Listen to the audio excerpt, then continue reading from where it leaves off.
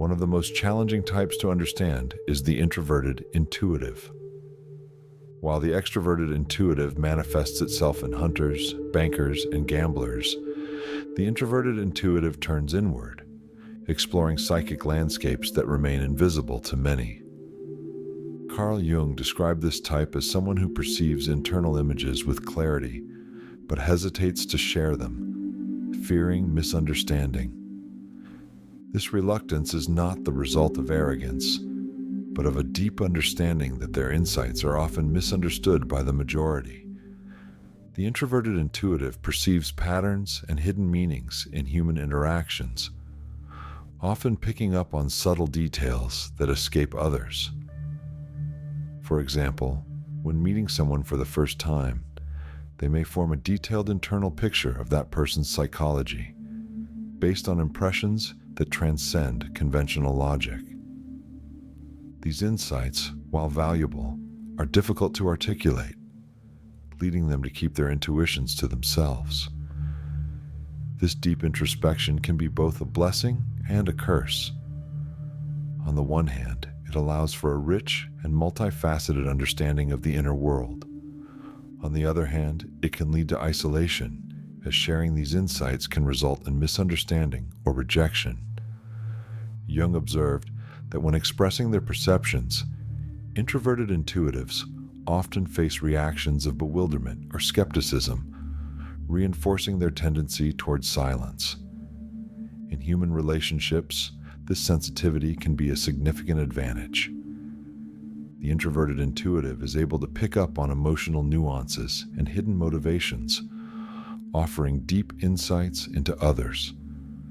However, this same sensitivity can make them vulnerable, especially when their perceptions are not recognized or valued. The difficulty in communicating their inner experiences can lead to a sense of alienation. The intuitive introvert may feel disconnected from the outside world, struggling to find a space where their perceptions are understood and respected. This disconnect can be exacerbated by a society that values extroversion and objectivity, often neglecting the richness of the inner world. Despite these challenges, the intuitive introvert plays a crucial role in society. Their ability to access and interpret the collective unconscious offers unique perspectives that can enrich human understanding. By recognizing and valuing these contributions, we can create a more inclusive environment where different forms of perception and understanding are celebrated.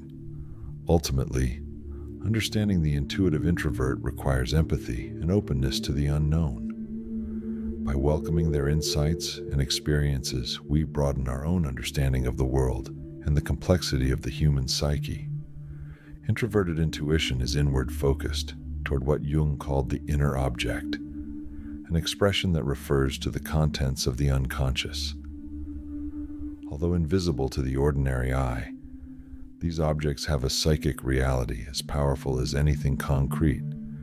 They emerge as subjective images, symbolic forms that do not belong to the physical world, but rather to the unconscious, especially the collective unconscious. They are representations of something that has been experienced by generations, which is not communicated through words, but through symbols, dreams, and subtle sensation. These internal images are not mere inventions or products of the free imagination. They carry the weight of ancestral experience, condensed into patterns that Jung called archetypes. For the introverted intuitive, what matters is not what happens in the outside world, but what that event provokes within them. A word, a glance, or a sensation can activate a whole universe of inner meanings. They are not concerned with external possibilities, but with what is released within them from stimuli that would go unnoticed by others. When an unexplained symptom appears, such as vertigo, for example, introverted intuition is not satisfied with knowing what is happening. It seeks why, the archetypal image behind the phenomenon. They may visualize, for example, the symbolic figure of a man pierced by an arrow, a vivid metaphor for hidden emotional suffering. This image does not arise out of nowhere, but from an unconscious process that transforms the invisible into something almost tangible for those who know how to observe from within. But there is a price to pay. Because they do not integrate the sensory function, introverted intuitives tend to ignore the physical effects of these images. They see, but they do not feel fully. The images do not seem to belong to them, as if they were messages intended for someone else. This creates a distance from themselves, a kind of psychic split that can become dangerous over time. Without realizing it, they begin to ignore their own bodies, their basic emotions, and even the most immediate needs of everyday life. This disconnection is compounded by difficulty communicating. He experiences profound truths, but is almost never able to translate them into understandable words. He lives intensely on the inside, but is often perceived as apathetic or indifferent on the outside. The world around them sees them as an enigma, someone who speaks little but carries a whole universe in their silence. And that is precisely where the risk lies. External misunderstanding can lead to isolation, and the absence of dialogue with the world can make them prisoners of themselves. The function of introverted intuition may seem useless to the practical eyes of modern society, but it represents one of the most essential and least understood psychic abilities. It captures internal images that are both visions and possibilities, symbolic forms that do not exist in the present, but point to something that may emerge. And it is precisely these images that offer life new paths. Carl Jung recognized the vital role of this type when he stated that without it, we would never have known the prophets of Israel. These individuals not only see what has not yet come to pass, but also connect us to the foundations of the collective unconscious, where the archetypes that have shaped the human psyche since the dawn of civilization reside. These archetypes are not vague ideas. They are deeply rooted structures that condense the most ancient and recurring human experiences. The more frequent and intense an experience has been throughout the history of life, the clearer it becomes as an internal image. The introverted intuitive not only perceives these images, he experiences them. For him, they are as real as any object in the physical world. But this intense perception also has a price. The deeper he delves into his intuition, the more difficult it becomes to maintain contact with the concrete world. External life begins to seem irrelevant, and his words become too symbolic to be understood. If he is an artist, this energy can be channeled into creating works of stunning beauty and depth that touch other human beings on unconscious levels. But if this intuition finds no practical expression, he can become an isolated dreamer, someone driven by visions that shape his life in a one-sided way. He becomes shaped by his images, rather than shaping them. Everyday reality begins to seem like a meaningless distraction. His vocabulary, sometimes mystical, further alienates those around him. However, there's a crucial moment in the trajectory of this psychological type. The moment when he asks himself, what does this vision mean to me? Or, what should I do with it? This is the turning point. When judgment begins to take effect, they cease to be mere spectators of images and begin to consider their ethical value and personal implications. It is at this moment that they approach a deeper transformation, from being mere receptacles of visions to becoming someone who translates them into action, even knowing that they will be misunderstood. When the introverted intuitive tries to live according to their visions, they feel compelled to give concrete form to what they perceive internally. This, however, leads them to live symbolically, as if their existence were a representation of something greater, eternal, and invisible. They begin to shape their life not by what it is, but by what it means. And while this connects them to a deep sense of purpose, It also distances them from concrete reality, making their language too subjective and difficult to understand. The world around them does not follow them.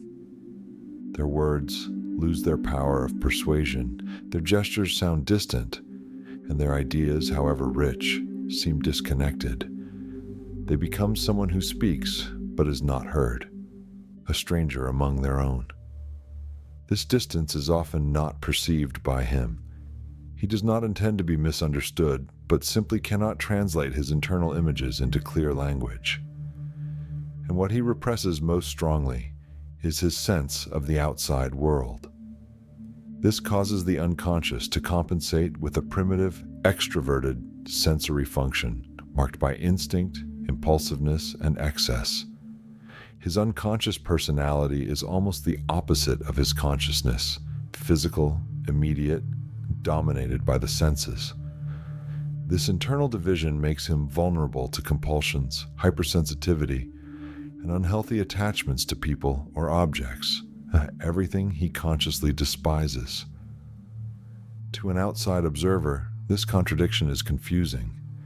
He seems cold, closed off, aloof, sometimes even rude. But this hides a psyche that struggles to balance opposing forces, the desire to remain true to his inner vision and the need to integrate into the real world. Since his main energy is turned inward, what shows on the outside is only a shadow of what he experiences. His words are fragmented, his attitudes difficult to decipher. This leads to unfair judgments and reinforces his exclusion. He feels invisible, not because he is empty, but because his inner content is difficult to express.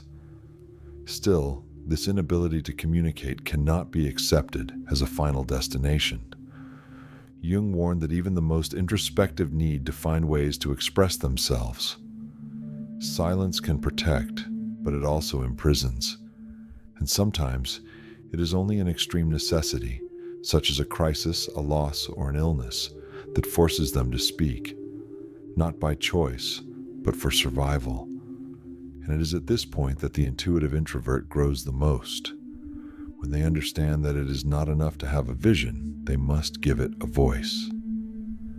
Even if no one fully understands, the simple act of trying is already a path to reconciliation between what you see inside and what you experience outside. The intuitive introvert, however one-sided they may seem, has an essential function. They are a living critique of the modern obsession with method, words, and the appearance of knowledge. These individuals do not teach by formula, but by presence. Their life is a silent response to the arrogance of a civilization that believes it can educate only with words. Children, for example, do not really learn from the advice they hear, but from what they see their parents do. It is their daily attitudes, their reactions, their silent conflicts that teach more than any sermon. The same is true for teachers. Even if they master the technique, if they are weak or inconsistent, their influence will be limited and possibly toxic.